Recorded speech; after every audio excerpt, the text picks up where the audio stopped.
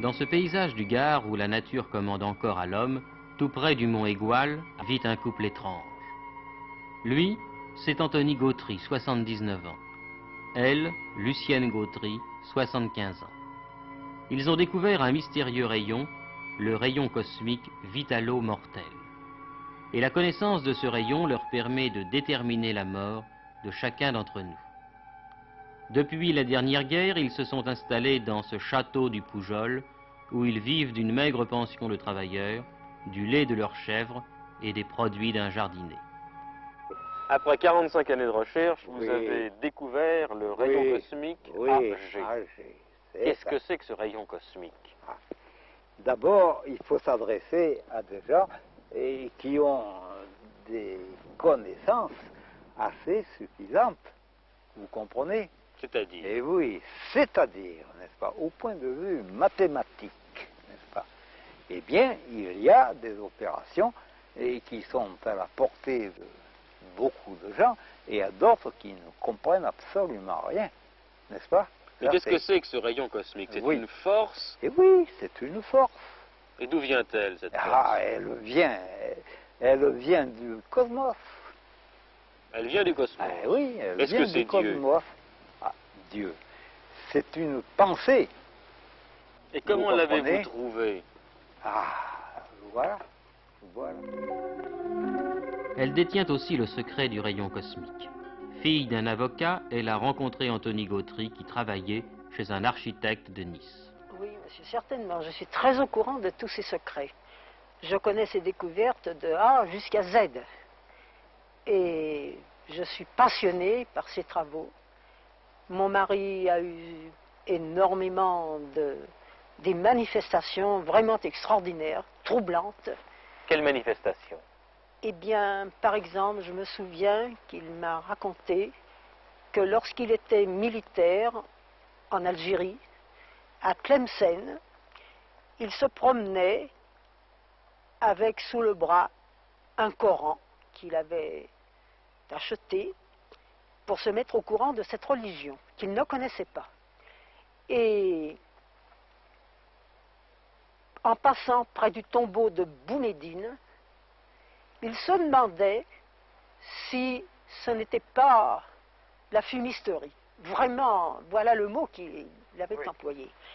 Et il a eu une réponse extraordinaire qui sortait du tombeau, je ne peux pas, il n'a pas pu savoir, mais une voix très forte qui lui a dit non, non, non. Antony Gautry est un autodidacte. Orphelin de père à 14 ans, il quitte l'école et grâce à un petit héritage vit à peu près à l'aise pendant plusieurs années. Ce rayon cosmique, n'est-ce pas, était connu en principe, il était connu des anciens.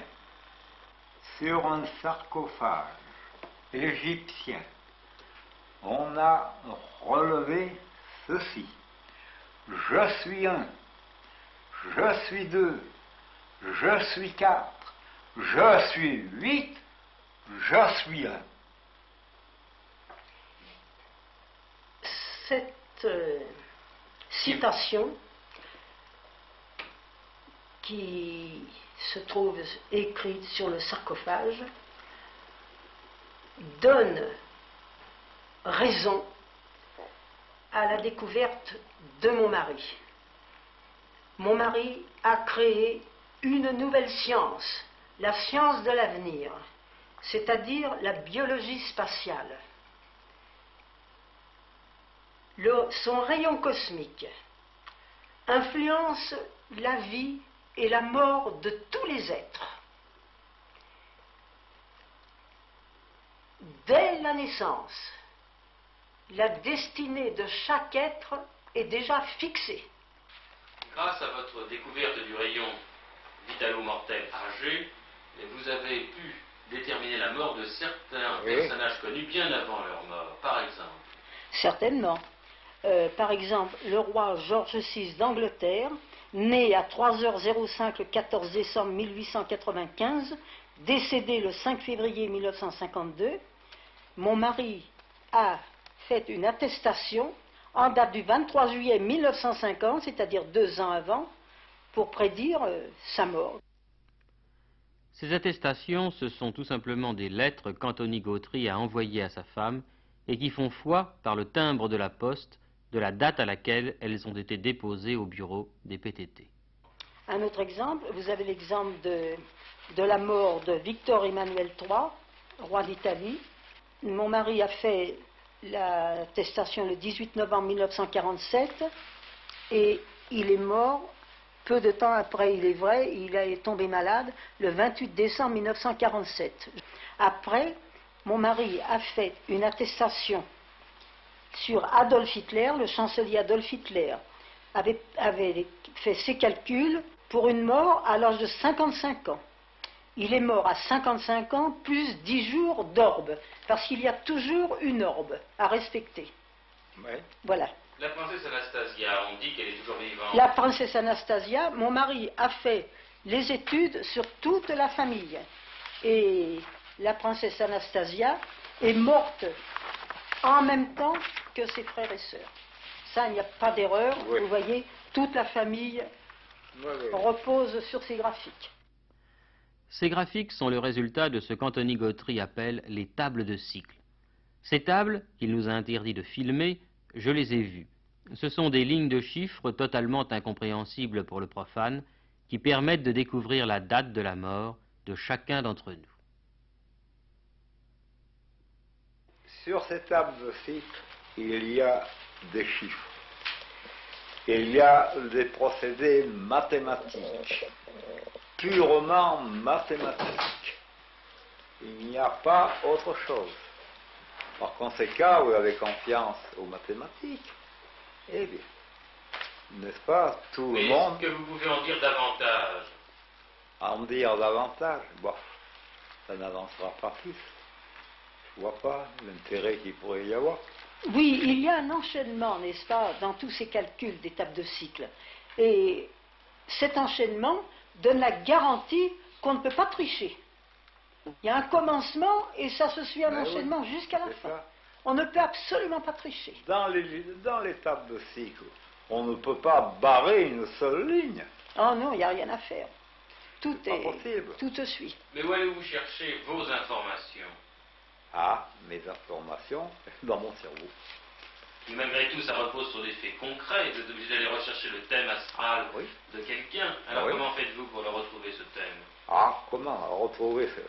Ah, ça, vous savez, motus. Seules les collines du Mont Aigoual connaissent peut-être le secret d'Antony Gautry. Car c'est là, au milieu de ces chèvres, qu'il a eu un jour l'idée du rayon cosmique. Dans un endroit privilégié où les chèvres, on ne sait pourquoi, dansent de joie. Quel accueil a-t-on réservé en France à vos découvertes? En France, c'est zéro. J'ai bataillé, je me suis adressé à de soi-disant savants, et qui n'en étaient pas. Ce dont vous souffrez le plus, c'est de ce manque de fraternité entre les chercheurs. Oh, certainement. Il n'y a aucune fraternité en France parmi les chercheurs. Nous avons écrit à toutes les personnalités possibles et imaginables, notamment, depuis plus de 15 ans, tous les anciens ministres de l'Éducation nationale, même les présidents de la République. Lesquels? Bien, nous avons écrit à Vincent Auriol, à Coty, au général de Gaulle. Nous avons écrit à M. Georges Pompidou. Nous avons écrit à M. Edgar Faure, à M. André Malraux lorsqu'il était à la recherche scientifique et qui nous a fait répondre par son chef de cabinet que ce n'était pas du tout dans ses attributions. Voilà où nous en sommes. Mon mari, après 15 ans, évidemment, a dû s'adresser à l'étranger, comme tous les chercheurs français le font. Où êtes-vous allé alors avec vos découvertes? Ah, alors j'ai quitté la France, n'est-ce pas? Je suis allé en Italie. Et j'ai eu, sous la protection de grands prélats de Rome, qui ont pu la chose certaine que c'était démontré par mes travaux l'existence de Dieu. Alors évidemment, ça va, si mes travaux sont, n'est-ce pas, vont plus loin et qu'ils ne le sont maintenant, il est certain que j'aurai l'appui de tous les chrétiens.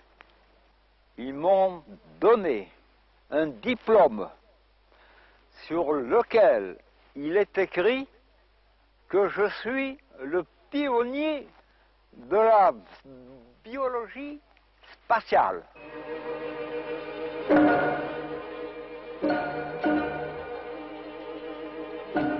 Mais ce secret, on a certainement voulu vous l'acheter. Oh, je vous dis, je serais archi-milliardaire, et si j'avais voulu. Mais jamais de la vie, jamais de ma vie, je vendrais mes tables. Ah, mais non. Si vous livriez votre secret à tout le monde, oui. Qu'est-ce qui pourrait se passer? Il pourrait se passer que les... Oh, c'est bien simple. Tous les marchands d'horoscopes, de machines comme ça, vous comprenez, c'est facile. Ils feront payer. Par exemple, un individu veut savoir quand est-ce que tel membre de sa famille va mourir. Il pourrait hériter toujours l'argent qui se trouve là-dedans. Alors c'est ignoble, c'est immoral, moi c'est pas mon tempérament. Est-ce que vous connaissez la date de votre mort? Oui. Oh, oui. Oh, diable. Je la connais très bien. Celle de votre femme aussi? Ah, oui. Bien entendu.